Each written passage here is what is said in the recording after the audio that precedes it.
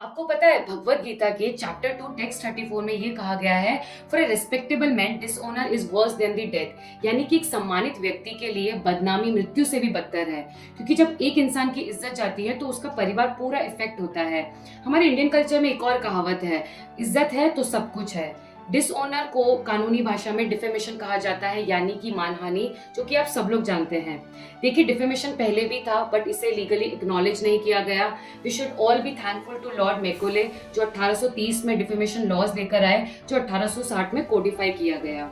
आज हम जानेंगे डिफेमेशन के लॉज क्या है, रेमेडीज क्या है और एक्सेप्शंस क्या हैं। Let's get started.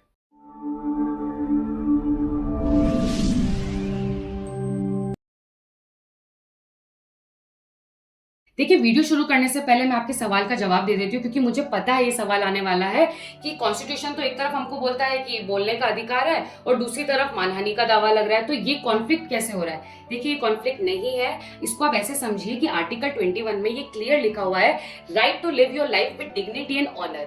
अब आर्टिकल 19 अगर आपको freedom to speech and expression दे रहा है, तो उसके सब क्लॉज 2 में ये भी लिखा गया है कि ये एब्सोल्यूट फ्रीडम नहीं है, ये कुछ रीजनेबल रिस्ट्रिक्शंस के साथ आता है। क्योंकि सुप्रीम कोर्ट ने अपनी एक लैंडमार्क जजमेंट जो है Subramanian Swamy versus Union of India, इसमें ये क्लियर कर दिया है कि डिफेमेशन लॉज और right to speech and expression एक दूसरे को कॉन्फ्लिक्ट नहीं करता है, क्योंकि ये कुछ रीजनेबल रिस्ट्रिक्शंस के साथ आता है। डिफेमेशन लॉज की कॉन्स्टिट्यूशनल वैलिडिटी भी है। अब हम बात करते हैं डिफेमेशन होता क्या है। इसको सिंपल भाषा में ऐसे समझिए कि अगर आप किसी को ओरली या रिटर्न फॉर्म में या फिर प्रिंट करके या फिर किसी का पुतला बना के या किसी का कार्टून बना के, किसी की पिक्चर बना के, अगर आप उसके कैरेक्टर को डैमेज कर रहे हैं, उसके रेपुटेशन को डैमेज कर रहे हैं पब्लिकली, तो उसे मानहानि कहा जाता है। अगर आप मानहानि का दावा किसी के खिलाफ लगाते हैं तो ये आपके ऊपर बर्डन ऑफ प्रूफ है कि आप 3 चीजें हैं जिसको आपको प्रूफ करना पड़ेगा कोर्ट को। पहला, कि जो स्टेटमेंट दिया गया है वो फॉल्स है। दूसरा, वो जो स्टेटमेंट है वो आप पे डायरेक्टली टारगेट कर रहा है। तीसरा, जो स्टेटमेंट है वो पब्लिश किया गया है, यानी पब्लिकली उसको बोला गया है, तो ही कोर्ट उसको डिफेमेशन की कैटेगरी में डालेगी। ये डेफिनेशन सेक्शन 499 ऑफ आईपीसी में लिखी गई है। इवन इस सेक्शन में एक डेड पर्सन को भी प्रोटेक्शन दिया गया है कि अगर किसी डेड पर्सन की भी बेइज्जती की जाती है पब्लिकली, तो उसके फैमिली वाले भी मानहानि का दावा लगा सकते हैं। अगर आपके साथ डिफेमेशन होता है तो आपके पास 2 रेमेडीज अवेलेबल है, सिविल रेमेडी और क्रिमिनल रेमेडी। सिविल रेमेडी में आप हाई कोर्ट या सबऑर्डिनेट कोर्ट में civil suit for injunction and damages लगा सकते हैं, जिसमें आपको मॉनेटरी कंपेंसेशन मिलेगा। और क्रिमिनल कंप्लेंट भी फाइल कर सकते हैं सेक्शन 500 ऑफ आईपीसी के अंडर, जिसमें एक्यूज्ड को 2 साल की सजा होगी और फाइन भी इम्पोज किया जाएगा। देखिए, ये तो बात हो गई कि मानहानि का दावा लगाना कैसे है, पर अगर आपके खिलाफ मानहानि का दावा लग जाता है तो आपके पास 3 डिफेंस अवेलेबल है। देखिए, पहला, डिफेमेशन का सबसे इंपॉर्टेंट इंग्रेडिएंट ये है कि स्टेटमेंट जो पब्लिश हो रही है वो फॉल्स स्टेटमेंट है, पर अगर आप ये प्रूव कर दें कि ये सच है तो ये डिफेमेटरी नहीं कहलाएगा।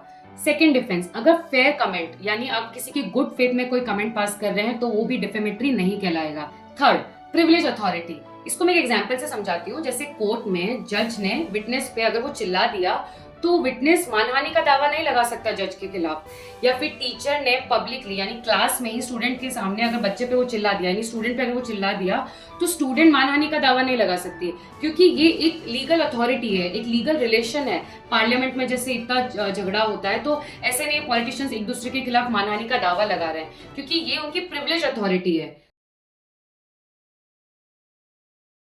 अब आते हैं वीडियो के लास्ट पार्ट पे। सेक्शन 499 ऑफ आईपीसी में एक्सेप्शंस दिए गए हैं। देखिए, एक्सेप्शंस बहुत सारे हैं, बट जो आपके काम के हैं वो मैं आपको बता देती हूँ कि डिफेमेशन में क्या फॉल नहीं करता है। जैसे कि कोर्ट ने कोई ऑर्डर या जजमेंट पास किया, अब आपने उस ऑर्डर या जजमेंट में जो हुआ था उसकी एग्जैक्ट चीज आपने पब्लिश करी है, यानी जो कोर्ट प्रोसीडिंग्स में हुआ था उसी की ट्रू कॉपी आपने पब्लिश की है और आपने अपना ओपिनियन दिया है, तो ये डिफेमेशन की कैटेगरी में नहीं आएगा। इसके अलावा कोई पब्लिक सर्वेंट अगर अपनी पब्लिकली ड्यूटी परफॉर्म कर रहा है और उसका एक्ट और उसका बिहेवियर पब्लिकली सही नहीं है, तो आप अगर उस पर ओपिनियन दे रहे हैं तो वो गुड फेथ में है, तो ये डिफेमेशन में नहीं आएगा। वो पब्लिक सर्वेंट आपके खिलाफ मानहानि का दावा नहीं कर सकता। इसके अलावा है पब्लिक परफॉर्मेंस, यानी कोई जैसे एक्टर एक्टिंग करता है तो वो ओपन होता है क्रिटिसिज्म के लिए। ऑथर ने कोई बुक पब्लिश करी है तो वो भी ओपन होती है क्रिटिसिज्म के लिए। यानी ये सारी चीजें जो पब्लिकली परफॉर्म हो रही है तो वो ओपन भी होती है क्रिटिसिज्म के लिए। तो वो एक्टर या ऑथर आपके खिलाफ मानहानि का दावा नहीं लगा सकता अगर आप उस चीज को क्रिटिसाइज कर रहे हैं तो। इसके अलावा कोई लॉफुल अथॉरिटी है और वो आपको डांट रहा है, यानी जैसे डिपार्टमेंट में बॉस एम्प्लॉय को डांट रहा है, कोर्ट में जज विटनेस को डांट रहा है, तो ये सब डिफेमेशन की कैटेगरी में नहीं आता है। अंत में मैं आपसे एक छोटी सी बात कहना चाहती हूँ कि जो कानून है ना, वो आपको एक तरफ फ्रीडम भी दे रहा है और एक तरफ प्रोटेक्शन भी दे रहा है। अगर freedom of speech and expression है तो right to live your life with dignity भी तो है। अगर इधर आप भाषा की मर्यादा का ध्यान नहीं रखेंगे तो इधर लॉ आपको प्रोटेक्ट भी करेगा। इसलिए आपसे रिक्वेस्ट है, भाषा की मर्यादा रखें। अगर आप अपने फ्रीडम को एंजॉय कर रहे हैं तो कुछ रीजनेबल रिस्ट्रिक्शंस के साथ ही उसे एंजॉय करें। For more such legal updates please subscribe to LawRato channel.